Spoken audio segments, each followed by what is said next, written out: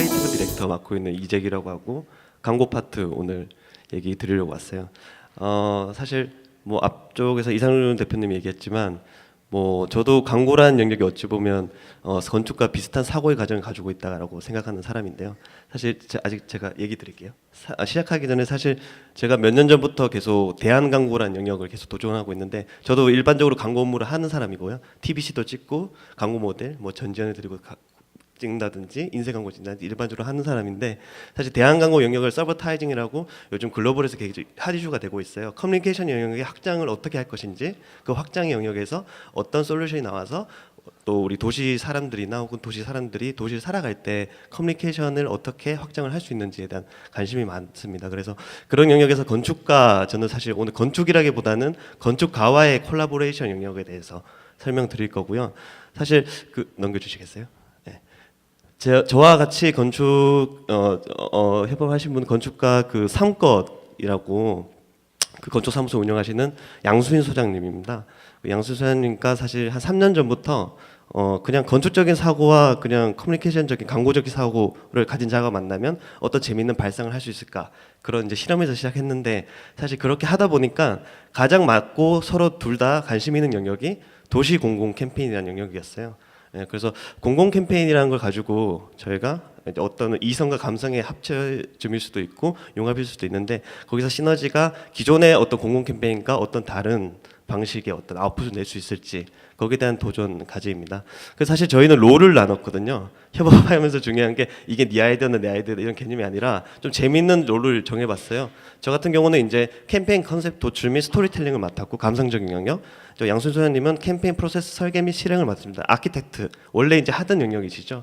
그래서 이렇게 하다 보니까 제가 몰랐던 어떤 기술적인 피저빌리티 영역을 이제 양 소장님께서 조언도 주시고 양 소장님께서 부족하셨던 그런 부분, 감성적인 부분, 스토리텔링 부분, 또 광고 카피나 이런 거 보시면 제가 카피라이터 출신이기 때문에 문가 출신입니다. 그래서 아무래도 그런 영역에서 도움을 많이 줄 수 있었던 것 같아요.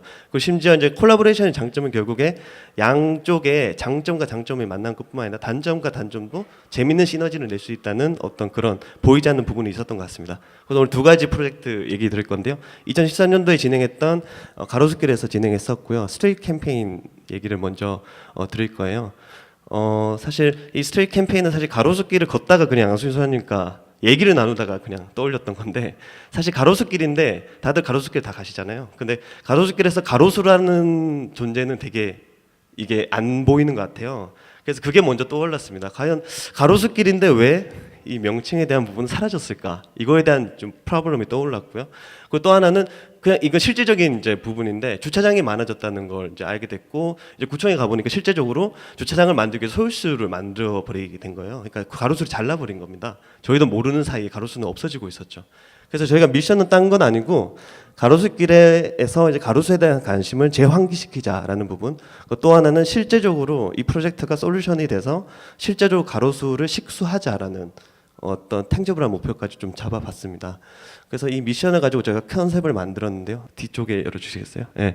저희가 사실 이 도시공공 캠페인이 사실 국내에서 보통 공공 캠페인, 공익 캠페인 보시면 대부분 좀 보통 저희가 얘기할 때 험불하다라고 하는데 디자인적으로도 굉장히 임팩트 있게 보여주기 위해서 저희가 이 캠페인 로고를 했어요. 로고 아이덴티티를 만들었는데 지금 보시면 사실 저희가 얘기하고자 하는 게 저 스트릿 안에 들어있더라고요. 트리라는 부분을 저희가 영역을 찾아서 소실수한 부분을 다시 죄송합니다.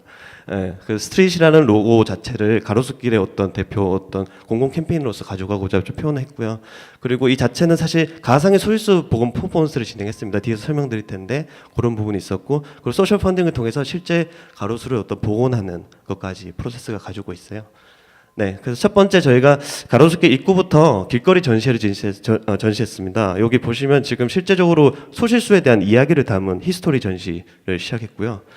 그리고 사람들이 직접 소실수 위치를 찾아갈 수 있게 좀 미션 형태의 게임 형태를 진행했었어요. 인터랙티브 어떤 브로셔와 그리고 리프레임된 어떤 어떤 빌보드를 통해서 실제 그 소실수 위치를 좀 재밌게 게임 방식으로 찾아가는 형태로 좀 진행을 해봤어요. 그래서 그 소실수 위치에 가면 저희가 키오스크의 인스톨레이션 형태를 설치했었는데 거기서 자기가 서명을 할 수 있습니다. 그 서명은 소셜 펀딩을 위한 어떤 하나의 기부가 되는 거고요. 그리고 이제 그건 단순하게 웹과 모바일 영역에서도 진행을 할 수 있게 통합적으로 진행했었어요. 그 지금 보시는 것처럼 사인을 그냥 사인이 넘어가는 게 아니라 사인 자체가 트랜지션 돼서 실제 나무인입 같은 영역으로 재밌는 영역으로 해서 나무가 완성되는 실제 소실수가 있던 곳이에요. 여기가 소실수가 있던 곳이 저희가 가상으로 미디어 파사드로 소실수를 이제 만들어봤습니다. 네.